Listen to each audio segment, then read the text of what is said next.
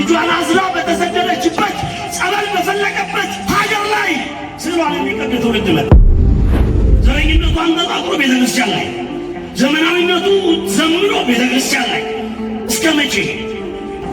ሰማይ ዝቅ ይላል፣ ምድር ከፍ ትላለች፣ ተዋህዶ ትቀጥላለች። ክብር ለአምላካችን ይሁን። ሰው እያረፈ እግዚአብሔርን ያመሰግናል እንጂ እያረፈ የጦርነት አባዜ ይዞ ይመጣል። እንደገና ለመበላላት ሲስተምና ቴክኒክ እየተጠበቀ አገር መታመስ አለበት። ምንድን ነው ይህን ያክል ጨካኝ መሆን በሀገር ላይ? በየጥሻው የምትበር የገሌ ዘር ነኝ የገሌ ዘር ነኝ እያልክ እርስ በርስ የምትባላ የወንድምህን ደም የምትጠጣ ታሪክ ሀገር የምታፈርስ እጅ ስጥ ተናገር። ለማ እኛ የድንግል ማርያምን ስዕል መቅደድ፣ ቤተ መቅደስን መሳደብ፣ ተዋህዶን ማንቋሸሽ ስልጣኔ ከሆነ ባፍንጫችን የሜዲተራንያን የየመን ውሃ ኢትዮጵያውያንን እያነቀ ገደላቸው። 154 ኢትዮጵያውያን የሜዲተራንያን ውሃ ዋጣቸው። አይናችን እያየ በገዛ ሞባይላችን ኢትዮጵያን ወገኖቻችን ውሃ እያለቀ ሲገላቸው ሲንሳፈፉ አየናቸው። ከመደንዘዝ የተነሳ ምን ያህል ቢከፋቸው ነው ከውሃ ጋር ለመሞት ትንቅንቅ ውስጥ የገቡት? ያውም ከፍለው የሕዝቅያስ እንዲህ እርሱን የሚመስል አልተገኘም ተብሎ የተነገረለት ጉዳዮች 3 ነጥቦችን አንስተን በተለይም ደግሞ ከንዑሳን ክፍሎች ደግሞ ወርሃ ጽጌ ዘመነ ጽጌም ላይ እንገኛለን። የአምላካችን የመድኃኒታችን የኢየሱስ ክርስቶስ ከእናቱ ከቅድስት ድንግል ማርያም ጋር ከጻድቁ ከዮሴፍ ጋራ ከእመቤታችን ረዳት ከሰሎሜ ጋራ ከቤተልሔም ተነስተው ወደ ግብፅ አውራጃ ወደ ግብፅ በረሃ የተሰደዱበት የእመቤታችን የስደት ጊዜም በሰፊው የሚታሰብበት ጊዜና ወቅት ነው። በዚህ ወቅት በቤተ ክርስቲያናችን ሰፊ አገልግሎት ቤተ ክርስቲያን በማህሌቱ በምስጋናው የምትደምቅበትም ወቅት ነውና ለዚህ ጊዜ ያደረሰን አባታችን አምላካችን መድኃኔዓለም ክርስቶስ ስሙ የተመሰገነ ይሁንልን። ወርሃ ጽጌን ወርሃ መጸውንም ለበረከት ያድርግልን። ዛሬውን የመጀመሪያውን ክፍለ ጊዜ ትምህርት የሚሰጡ እጅግ የምንወዳቸው መጋቢ ሃይማኖት መምህር ብርሃኑ ቦጋለ ናቸው።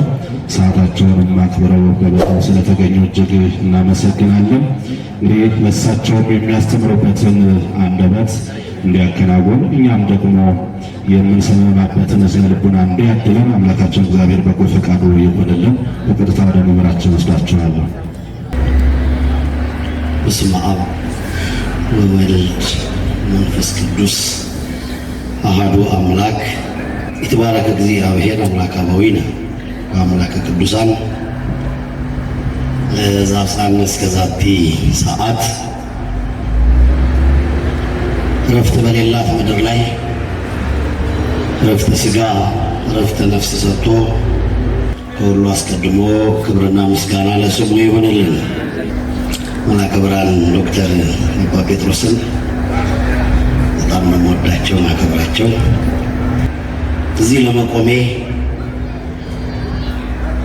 ፈቃዱ የመንፈስ ቅዱስ ቢሆንም የሰው እገዛ ያስፈልጋልና ተው ረፍ እያሉ የልጅነት የትምህርት ቤትን ዘመን እንዲሻገር ዋጋ የከፈሉልኝ አባቴ ናቸው። ዶክተር አባ ጴጥሮስ አበው መነኮሳት አባቶቻችን፣ ካህናት፣ መምህራን፣ ዲያቆናት፣ ዘማሪያን፣ የተወደዳችሁ የተዋህዶ ልጆች በኢየሱስ ክርስቶስ ፍጹም ሰላም እንደምን ዋላችሁ? ወዳጆቻችን በፈገግታ ሲቀበሉ በገዛ ፈቃዳቸው ጠላት የሆኑ ደግሞ ሞታችንን ጥፋታችንን ሲመኙ በድፍረት የሰራነው ኃጢአት ሊያጠፋን ሲገባ ምድር ልትናድ ሰማይ ሊደፋ ሲገባው ምሕረትና ቸርነቱን ያበዛ መድኃኔዓለም ክብርና ምስጋና ይግባው። እስቲ ድምፃችሁ ይሰማ እንዴ? አመስግኑትና ተወሰኑ ጥቂት ደቂቃዎች አብረን እንቆያለን። ድንግል ማርያም ልጅ ኢየሱስ ክርስቶስ የሰማዩን የወንጌሉን በር ለሁላችንም ይክፈትልን። ሁለተኛ ነገሥት 19:14 ላይ እንደዚህ ይላል፣ በእግዚአብሔር ፊት ብሎ ዘረጋው። በማን ፊት ዘረጋው? ሕዝቅያስ ይባላል። ይህ ሕዝቅያስ በ25 ዓመቱ ንጉሥ የሆነ ወጣት። ስለዚህ እኔ ሳነበው ልቤን የደገፈኝን እኔ እግዚአብሔር ያስተማረኝን ነው ላስተምራቸው የመጣሁት። አዲስ ነገር የለም። አዲስ ነገር የእግዚአብሔር ሐሳብ ብቻ ነው። ሕዝቅያስ ይባላል። ሕዝቅያስ ማለት እግዚአብሔር ኃይሌ ነው ማለት ነው። እግዚአብሔር ምን ነው? ኃይሌ ማን ነው? ጉልበቴ ማን ነው? የሚመካ በማን ይመካ? ስለዚህ ሕዝቅያስ የሚለውን ስም በሰማን ቁጥር እግዚአብሔር ኃይሌ ነው፣ የመሸው የነጋው በሱ ነው፣ አሁን ላለሁበት ከታች ከአፈር እዚህ ማማ ላይ ያደረሰኝ ኃይሌ ማን ስለሆነ ነው። እንደዚህ ብለን የምናምን ሰዎች ይህን ታሪክ እንከተላለን። ሕዝቅያስ ማለት እግዚአብሔር ኃይሌ ነው ማለት ነው። በዘመነ ሕዝቅያስ 13ኛው የአይሁድ የኢየሩሳሌም የእስራኤላውያን አለቃ ነው። 13ኛ ከሳኦል ተጀምሮ ከይነቀ መንግስት ከሳኦል ጀምሮ ሲቆጠር ሕዝቅያስ 13ኛ ንጉሥ ነው። በ716 እስከ 687 የነገሰ የእድሜው ትንሽ የሆነ የ25 ዓመት ሰው። በ25 ዓመታችን እኛ ምን እየሰራን እድሜያችን እንዳለፈ የአሁን ዘመን የ25 ዓመት ወጣቶች ምን እየሰሩ እንደሆነ እግዚአብሔር ይወቀው። ልጆቻችሁን መድኃኒዓለም ይጠብቅላችሁ።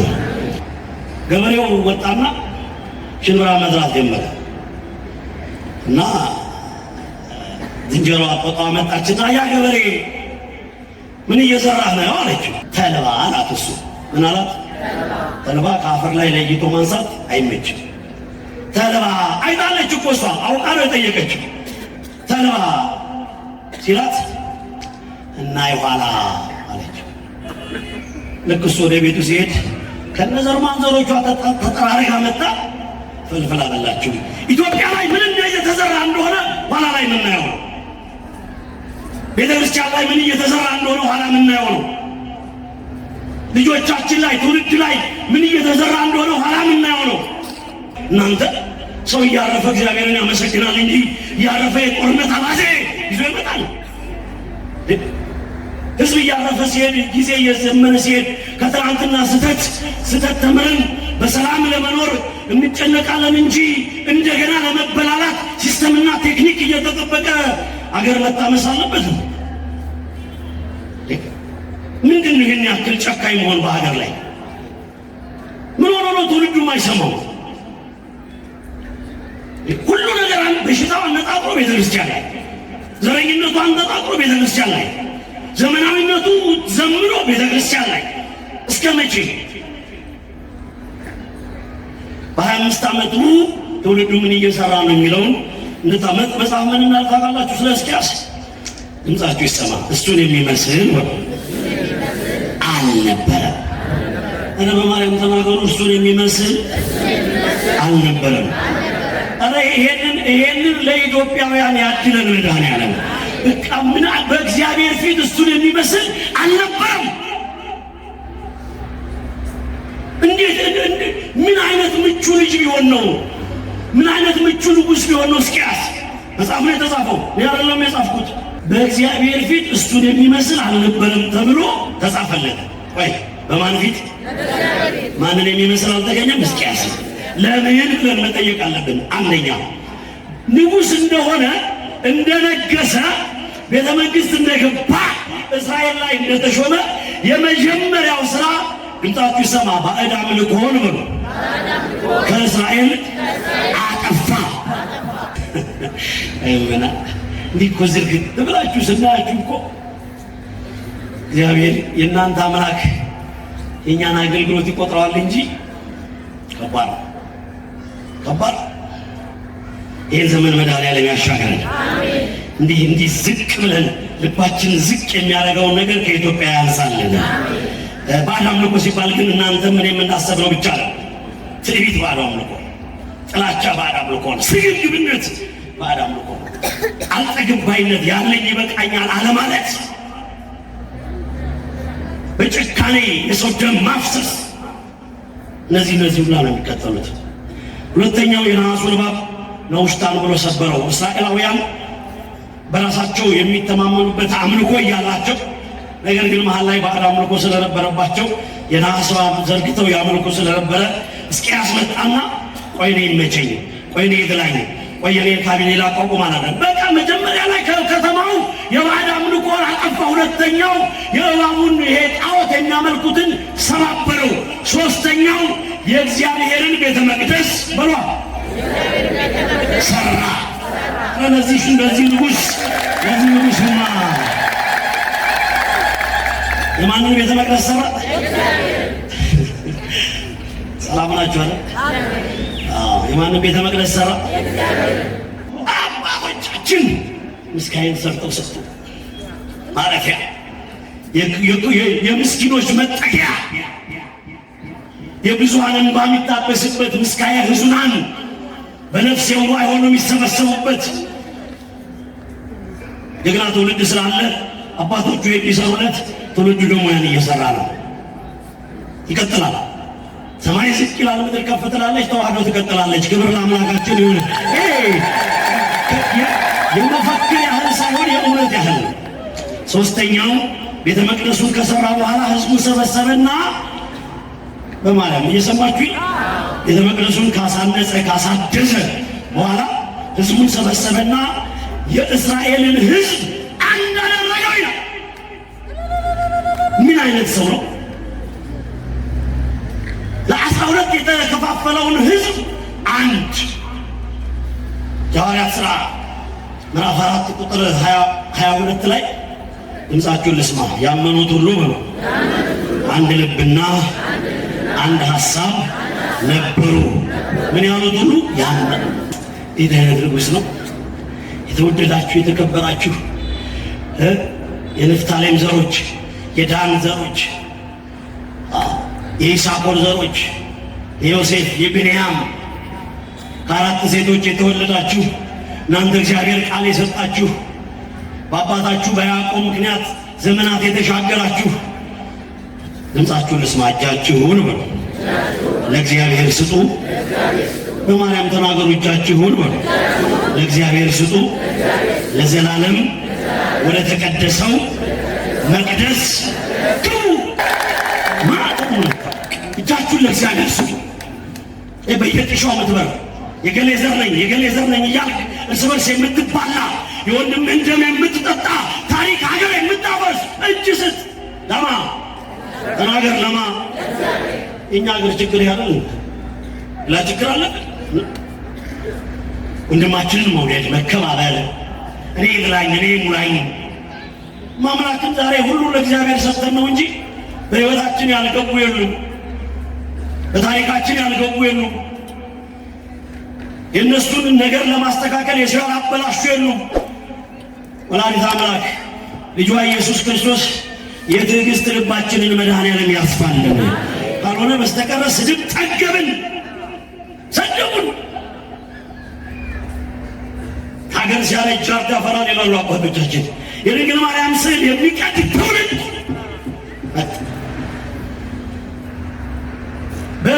በኪደተ እግሯ በስደት ልጇን አዝላ በተሰደደችበት ጸበል በፈለቀበት ሀገር ላይ ስዕሏን የሚቀድ ትውልድ መጣ። ሄዳ ጣና ደሴት ጠይቅ። ታሪክ ባያው እዚህ አይደለም ወመዘክሩ እዚህ አይደለም ገብተህ ላይብረሪውን አንብቦ እዚህ አይደለም ዩኒቨርሲቲው ግባና ያው ያሳት ሀገሯን እሷም ላይ ነው በእግሮቿ ከ15 ዓመት የ15 ዓመቷ ድንግል ልጅ ወልዳ አዝላ መታላት እሾኳ የተነቀለው ቁስቋም ላይ ነው። የድንግል ማርያምን ስዕል መቅደድ፣ ቤተ መቅደስን መሳደብ፣ ተዋህዶን ማንቋሸሽ ስልጣኔ ከሆነ ባፍጫችን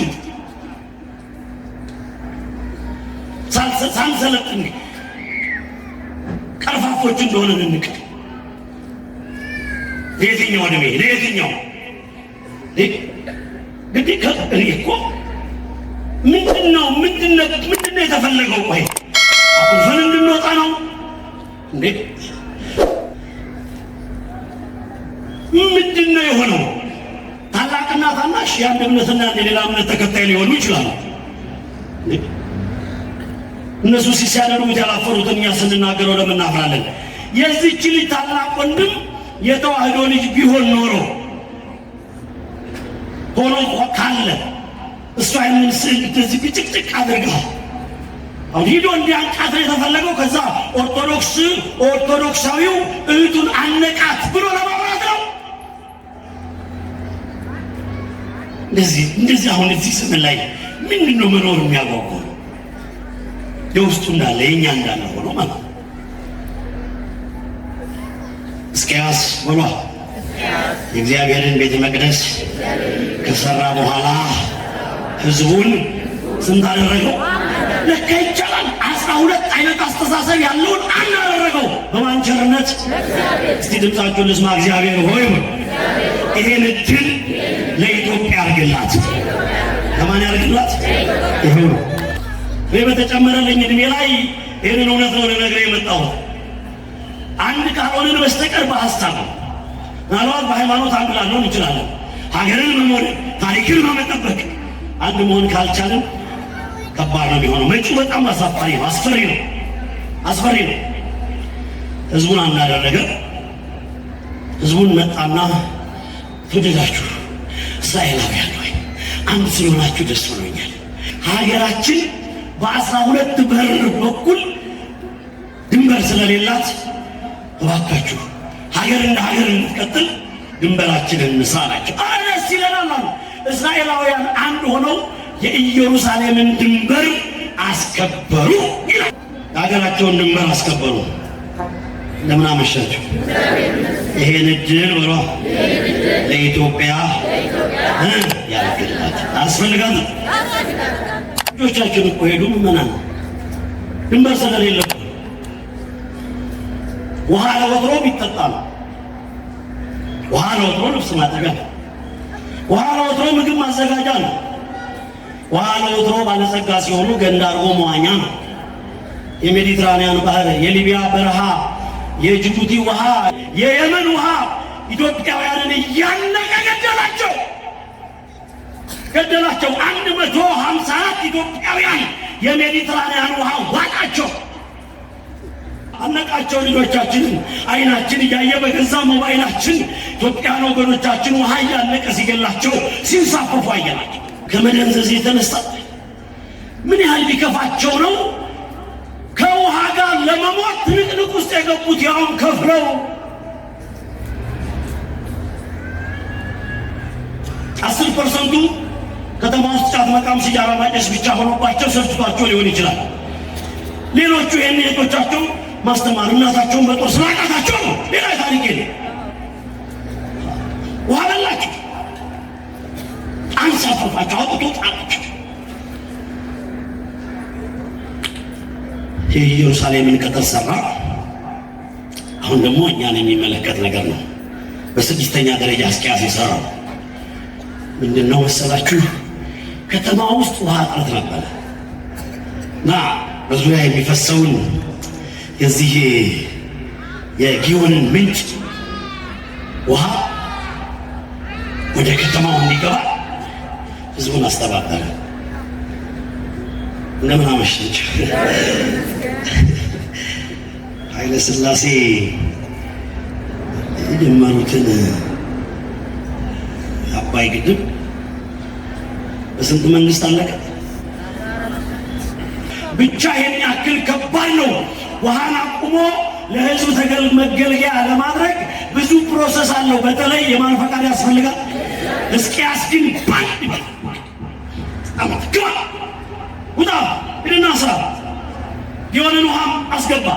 እስራኤል ምድር ላይ የውሃ ችግር ጠፋ። ህዝቡ በቃ አንድ ሆኗል። እግዚአብሔር ቤት እየመጣ ይጸልያል። ቅጥሩ ተከብሮለታል። ስለዚህ ልማት ፍቅር እንጂ ግዴታ አልነበረም። የጊዮን ውሃ ገባ። ውሃ ድርቅ የሚባለው ምን ነገር ከምድራቸው ጠፍቶ መኖር ጀመሩ። በሰባተኛ ደረጃ እንዲህ አይነት ሀገራቸው ሀገር ስትመስል፣ ሀገራቸው ምድራቸው ምድር ስትመስል፣ ህዝቡ አንድ ሲሆን፣ ረሃብ ሲጠፋ፣ ችግር ሲጠፋ፣ አንድ ጉዳይ ከጎረቤት ሀገር ተነሳ። የአሦር ንጉሥ እንደዚህ ማድረግ ጀመረ። እስራኤላውያን ለምን ድምፃቸው የጠፋው? እንደው ከመቼ ወዲህ ነው እነሱ አንድ የሆኑት? እንደው ለመሆኑ መቼ ነው ማምለክ የጀመሩት? እንደው ለመሆኑ እንዴት ቢሆኑ እንደዚህ አይነት ፍቅር የነገሰባቸው ብሎ ጎረቤት ሀገር የአሦር ንጉሥ ሰናክሬም ራሱን አመኑ፣ ተጨነቀ። ስለዚህ ነገር መፈለግ ጀመረ። እስራኤላውያንን ከዚህ በፊት ሄጄ ወርሬያቸዋለሁ፣ ከዚህ በፊት ሄጄ ገድያቸዋለሁ፣ ከዚህ በፊት ደማቸውን አፍስሻለሁ፣ አሁን እንዴት እለቃቸዋለሁ ብሎ ነገር ጀመረ።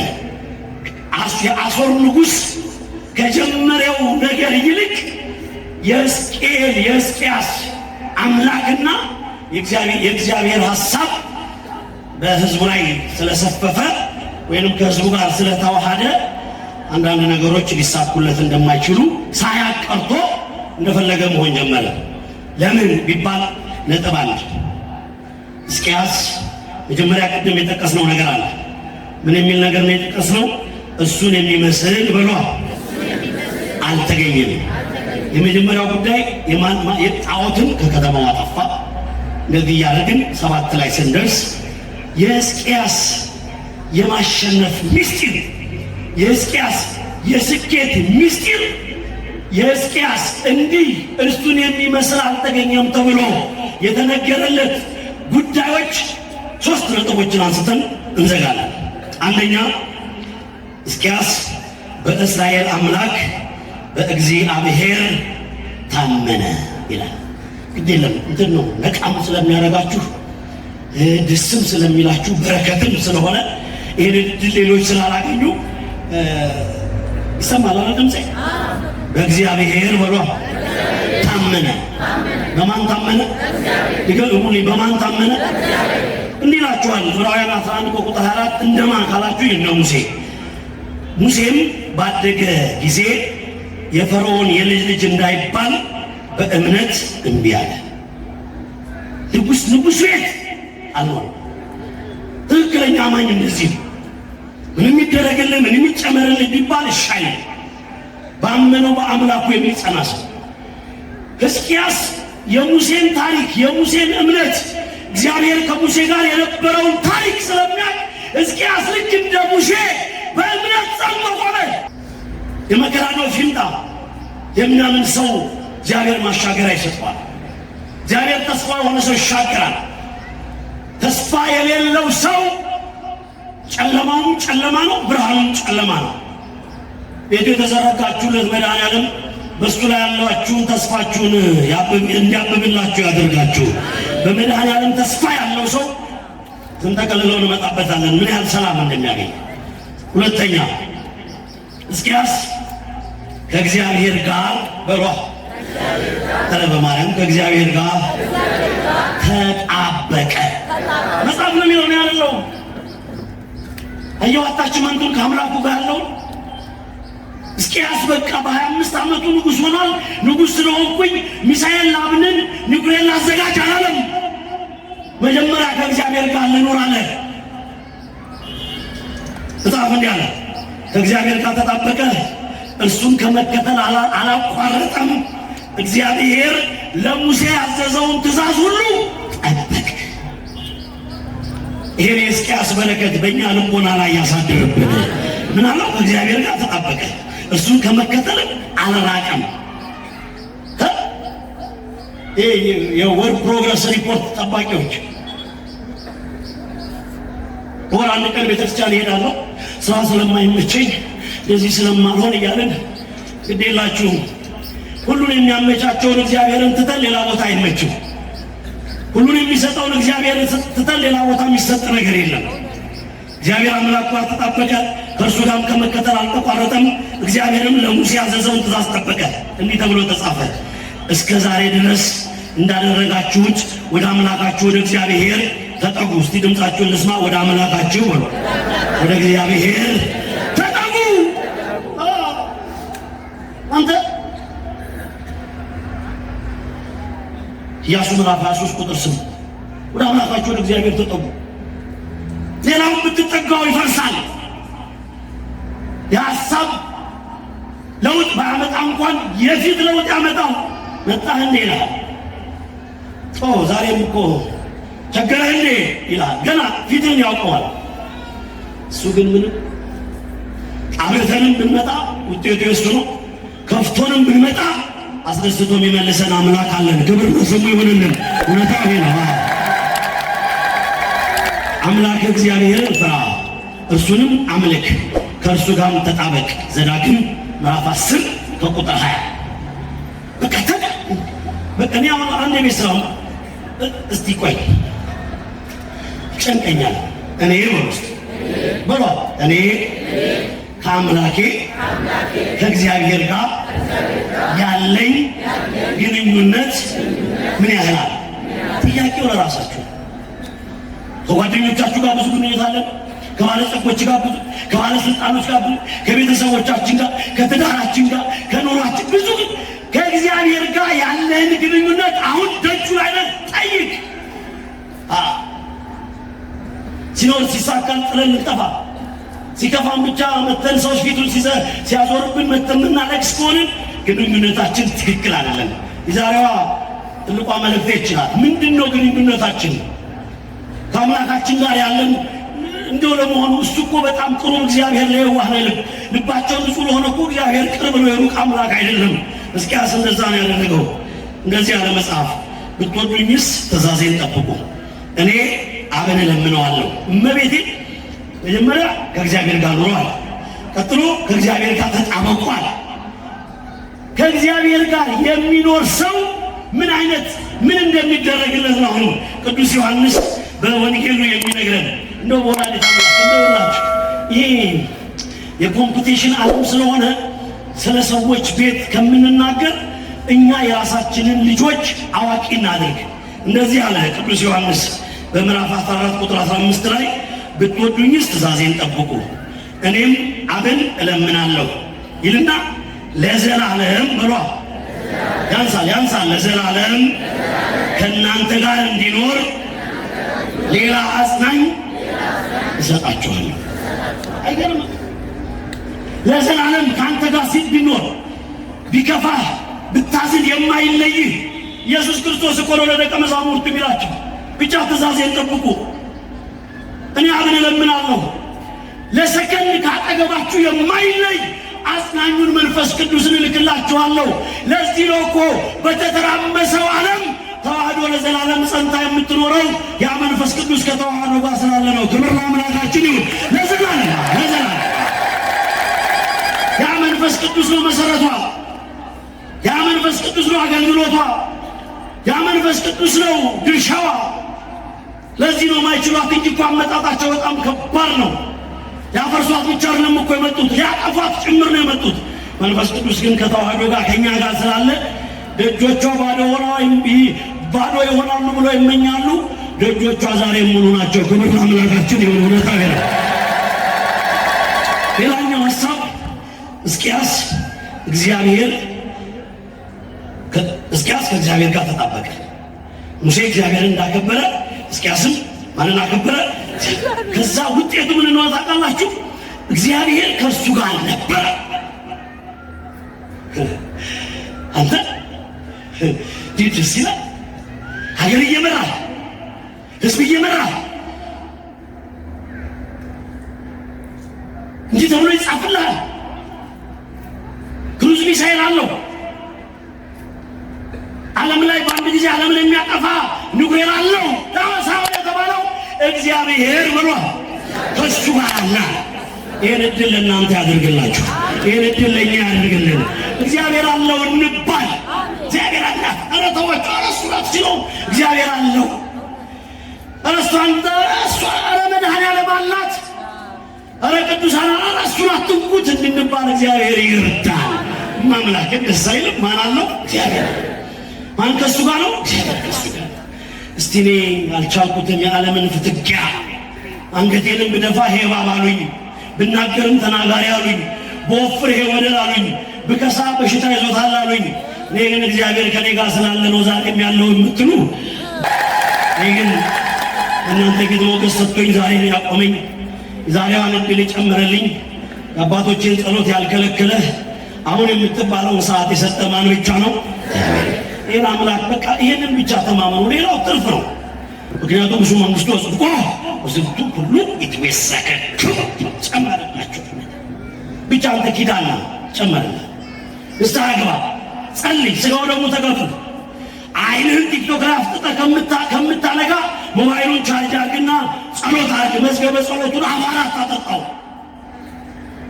የተውከውን ነገር መልካሙን ልማድህን አንሳ፣ ጥፋቱን ቶ በኢንፍራሪቲ ኮምፕሌክስ አናትን እያዞርክ ቀኑ ጨለማ አይሆንብህ። ወደድክም ጠላህም በዘመድም በገንዘብም ችግሮችን ታልፋለህ እንጂ የዘላለም ሕይወትና ሕሊና ያለው ረፍት የምታገኘው በማን ፈቃድ ብቻ ነው? እንዲህ አለ ተባለ፣ እንዲህ ተብሎ ተጻፈለት፣ እግዚአብሔር ከእርሱ ጋር ነበረ ይልና እመቤቴን ጨረስኩ እኮ ጨረስኩ። ደስ እያላችሁ ነው እየከፋችሁ ነው? ደስ ብሏችኋል? አታመሰግኑ? ምን ምን አስጨነቃችሁ? ምን እንዳለው ስሙኝ፣ እመቤቴን ስሙኝ። ቤታችሁ ግቡና ደግሞ መጽሐፉን ስታነቡት እንዴት ደስ እንደሚላችሁ ያደርግላችኋል። ተከናወነልህ። አሁን አንተ በጉቦ ነው የተከናወነልህ። ትከፍራታለህ። አይገርምህም? በዘረኝነት ነው የተከናወነልህ። ታወራረዳለህ ሂሳብህን። አይገርምህም? የሰው ኃጢአት አውርተህ ነው የተከናወነልህ። ትከፍራታለህ። የሚቀርልህ መሰለህ? ሕዝቅያስ ግን የተከናወነለት ማን ከእሱ ጋር ስለነበረ ነው። ይህን ዕድል በዚህ ምሽት መድኃኒዓለም የእናንተ ያድርግላችሁ። እንዴት አይነት ደስ ይላል! ተከናወነለት፣ አለቃ ተሳካለት፣ ሞላለት፣ ሆነለት። እንዲህ ማን ከእሱ ጋር ስለነበር እናንተ ለካስ ብሎ እስቲ ስንቶች ከአፈር ተነስተን፣ ስንቶች ታሪካችን ተቀየረ፣ ስንቶች መርገም ጨርቃችን ወደ ጽድቅ ተቀየረ። ለካ የተከናወነልን ማን ከኛ ጋር ስለሆነ ነው። እንዲህ ተብሎ ተጻፈ፣ ዳዊትም አካሄዱን ሁሉ አስተውሎ ያደርግ ነበር፣ እግዚአብሔርም ከእሱ ጋር ነበር ይልና በእግዚአብሔር ኃይል አደርጋለሁ አለ። እንደዚህ ይላል አንደኛ ሳሙኤል ምዕራፍ 18 ቁጥር 14 ላይ እረኛው እኮ ነው የሰማችሁት። እረኛ በግ ጠባቂ፣ ወንድሞቹ የረሱት አባቱ ሚስ ያደረገው ሪጀክት ያደረገው፣ አይ እነዚህ ናቸው ትላልቆቹ ቆንጆቹ፣ እሱ ለንግስና በቃም ያለውን ዳዊት እረኛ በግ ጠባቂ ከእግዚአብሔር ጋር መኖር ይችላል። እንዴት አንተም ይሄን የመሰለ ቤት ውስጥ ቁጭ ብለህ ከእግዚአብሔር ጋር መኖር ያቅተናል? እረኛ ዳዊት ከእግዚአብሔር ጋር ከኖረ ሁለት ዶክትሬት ይዘህ እንዴት ቤተክርስቲያን መምጣት ያቅታል? የሆነች ቁርሾ ሲሶ ምግብ የምትሰጠው እረኛ ከእግዚአብሔር ጋር ከኖረ አንተ ቤት ያ ሁላ ሰው እየተመገበ አንተ ከእግዚአብሔር ጋር መኖር ያቅታል? የዳዊትን ዕድል መድኃኒዓለም ለእኛ ያደርግልን። ዳዊትም አካሄዱ ከእግዚአብሔር ጋር አድርግ ነበር፣ እግዚአብሔርም ከእሱ ጋር ነበር ተብሎ ተጻፈ። ጨረሱ። እንዲህ ተብሎ ተጻፈ። አቤት ይሄ ደግሞ እንዴት ደስ እንደሚል! እስኪያስ ማለቱን ማለት ነው እኛ እንደሚል ታውቃላችሁ። እዚህ ጋር በእግዚአብሔር ሆኖ ኃይልን እናደርጋለን። ግዴላችሁም በሉት፣ በእግዚአብሔር ኃይልን እናደርጋለን። እርሱ ሆኖ የሚያስጨንቁንን ያዋረዳቸዋል። ኧረ ክብር ለስሙ ይሁን። የኔ አባት የኑሯችንን ደቃቃነት አይተው ሰው የላቸውም ብለው አቤት ስንቶቹ አስጎነበሱ። ስንቶቹ በእኛ ትከሻ የእኛ ትከሻ ሰብረው እንዴት ቀና ትመጣታለህ፣ ታወራረጣታለህ። ነግሬያችሁ እንደሆነ አላውቅም። አንድ ልብ ድግፍ የሚያደርግ ይሄ የቀሽሞች ሞራል ማጠንከሪያ ሳይሆን እኔ እመቤቴን በየከተማው በተለይ እነዚህ ገንዘብ ያለ አቅማቸው የሚወዱ እነዚህ በቃ ስግብግቦች እንደምን ዋላችሁ በተባሉ ቁጥር ጉቦ የሚቀበሉ ይህ አይነት ነገር ምን እያልኳችሁ ነው ታውቃላችሁ?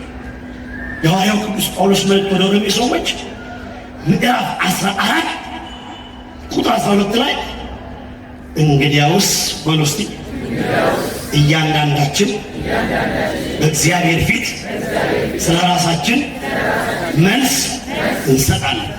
በማን ፊት? ይህ መጽሐፍ ቅዱስ ቃል እንዴት ለንስሐ እንደሚያንበረክክ እመቤቴን ማርክ አድርጉት፣ ጻፏል።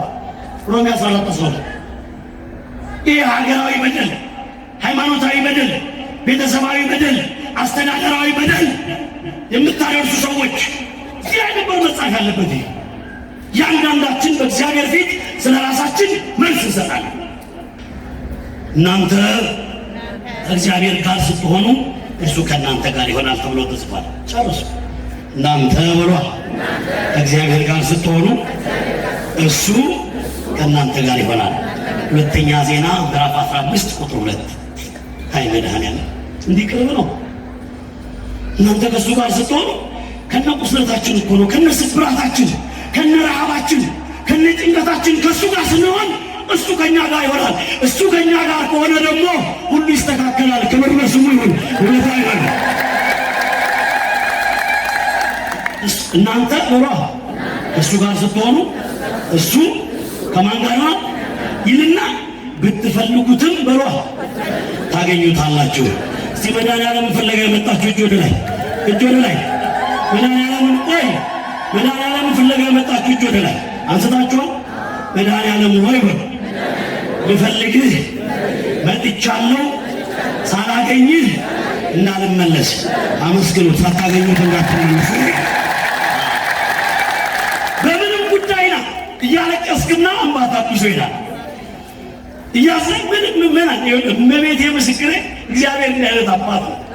ስትፈልጉት ታገኙታላችሁ፣ ስትቀርቡት ይመጣል። እንዲህ ብሎ ሕዝቅያስ በእንደዚህ አይነት ሁኔታ ከእግዚአብሔር ጋር ስለኖረ ነገር ሁሉ ሲከናወንለት ጠላት አንሾከሸከበት። የአሦር ንጉሥ ሰናክሬም ደብዳቤ ጻፈ። ሕዝቅያስ መጨረሻ ላይ እንደገና መጥቼ እገልሃለሁ ብሎት አጠፋሃለሁ፣ ድምፃችሁን ልስማ፣ ሕዝብህንም ሀገርህንም አንተንም አጠፋሃለሁ ደብዳቤ ጻፈና ላከል። ሲጽፍለት ሕዝቅያስ ደነገጠ። ይህ ታሪካዊ ሕዝቤን ይጠፋ፣ ይህ ሃይማኖት ያለው እግዚአብሔርን የሚያመልክ ሕዝብ ይጠፋ፣ ኢየሩሳሌም ልትነድ፣ የሰራራት ከተማ እንደገና ልጠፋ፣ ትውልድ ሊጠፋ።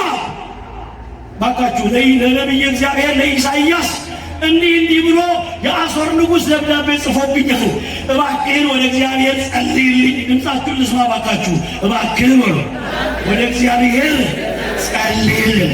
ወደ ማጸልይልን የቅዱሳኑ ጸሎት በእኛ ላይ ይደርብን። ክብር ለቅዱሳን ይሁንን። ነገሮቼ የቅዱሳን ጸሎት ኢሳይያስ ለሕዝቡና ለሕዝቅያስ ለሀገሩ ጸሎት ሲጀምር ሕዝቅኤል ያ ንጉሡ የአሦር ንጉሥ የጻፈውን ደብዳቤ ይዞ እዚህ ጋር ደብዳቤ አለ፣ ግን ይዞ ወደ እግዚአብሔር ቤት መጣ። ሰምታችሁኛል? ደብዳቤውን ይዞ ብሏ ወደ ማን ቤት? በእግዚአብሔር ፊት ብሏ ዘረጋው። እባካችሁ ለሱ ንገሩት፣ እባካችሁ ኧረ እንደው ግድ የላችሁ ለሱ ንገሩት፣ ለሱ እንንገረው። እናንተ እግዚአብሔር አንድ በአንድ አነበበለት ነው የሚለው መጽሐፍ። እግዚአብሔር ወይ ይኸው በሕዝቤ ላይ ተጻፈ፣ ይኸው በእኔ ላይ ተጻፈ፣ ይኸው በሀገር ላይ ተጻፈ፣ ይኸው የማርኩ እግዚአብሔር የኢሳይያስን ጸሎት ሰማ፣ የሕዝቅያስን ደብዳቤ አነበበ። እግዚአብሔርም እንዲህ አለ፣ ሕዝቅያስ አትፍራ፣ እኔ ከአንተ ጋር ነኝ። 185,000 ሰራዊት ይዞ የመጣው ሰናክሬም እንደ ዓይን ጥቅሻ ይጠፋል። እኔ በሏ ከአንተ ጋር እወጣለሁ። መድኃኔዓለም በመውጣት በመግባታችሁ ከእናንተ ጋር ይሆንላችሁ። እግዚአብሔርም መልአኩን ላከው። ጦርነቱ የሰውና የሰው መሆኑ ቀረና የትዕቢተኛው የሰናክሬም ወታደሮችና የቅዱሳን መላእክት ሆነ። ቅዱሱ ሚካኤል መጥቶ ከፊታቸው ቆመ። ሰራዊቱ የትዕቢተኛ ሰራዊት ስለማያድር 185 ሰራዊት ለነገር ነጋሪ አንድ ሳይቀር ሲነጋ የሉም። ጦርነት የለም፣ ተኩስ የለም፣ ሳንጃ ማዘዝ የለም። መልአኩ ቆመ። አቅማቸው ደከመ። ለምን? አወጣጣቸውም ትክክል ስላልሆነ። ኃይል የማን ነው? ጉልበት የማን ነው? ስለዚህ በሏ ሕዝቅያስ ነገሩን በእግዚአብሔር ፊት ዘረጋው። በእግዚአብሔር ፊት የነገራችሁትን ሁሉ መድኃኔዓለም በዕለተ ቀኑ ልትነግሩት የመጣችሁትን መልካም ነገራችሁን ሁሉ ያከናውንላችሁ። ሰላም ይስጥልን። ያስተማረን የመከረን አምላካችን እግዚአብሔር ስሙ የተመሰገነ ይሁን። ስሙ የተመሰገነ ይሁን። ማን ይመስገን? ማን አስተማረን? ማን መከረን? ያስተማረን የመከረን ሕይወት መድኃኒት የሆነውን ቅዱስ ቃሉን የመገበን አምላካችን እግዚአብሔር ስሙ የተመሰገነ ይሁን። ለሁላችሁ ስሙን አክብሩ። በእውነቱ በዚህ ሰዓት ክቡር መምህራችን መጋቢ ሃይማኖት መምህር ብርሃኑ ቦጋለ እጅግ በሚጣፍጥ አንደበት በማይሰለች ደግሞም በተከናወነ አንደበት አስተምረውናል፣ መክረውናልና አምላካችን እግዚአብሔር ቃለ ሕይወትን ያሰማል፣ ቃለ ሕይወትን ያሰማል። የአገልግሎት ዘመናቸውን ይባርክልን። በእውነቱ ዘመንን በዋጀ መንገድ በጣም በሚጣፍጥ አንደበት ትኩረታችንን ሰብሰብ አድርገን ወደ ቅዱስ ቃሉ እንድናዘነብል ሀሳባችንንም ጭምር በእውነቱ በመቆጣጠር ነው ያስተማሩንና በድጋሚ ቃለ ሕይወት ያሰማልን። ዘመንን እንድንዋጅ፣ ዘመንን በጥበብ እንድናልፍ ወይም ደግሞ በዘመን ውስጥ ሳለን በጥበብ እንድንመላለስ ወደ ኋላም ወደፊትም እያመጡ ይልቁንም ደግሞ የአባቶችን ሃይማኖት ርትዕት ኦርቶዶክሳዊት ተዋህዶ ሃይማኖትን በትውልድ ቋንቋ መግለጥ ማስተማር ትልቅ ብቃት ነውና እንዲህ አይነት መምህራንን አምላካችን እግዚአብሔር ያብዛልን።